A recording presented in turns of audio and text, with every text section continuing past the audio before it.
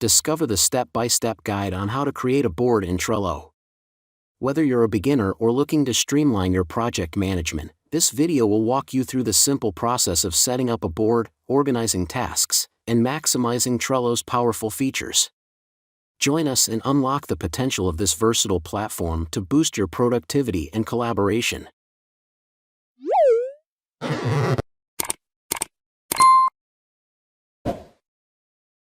Click on the plus icon in the top right corner. Select Create Board from the drop-down menu. Choose a background and color.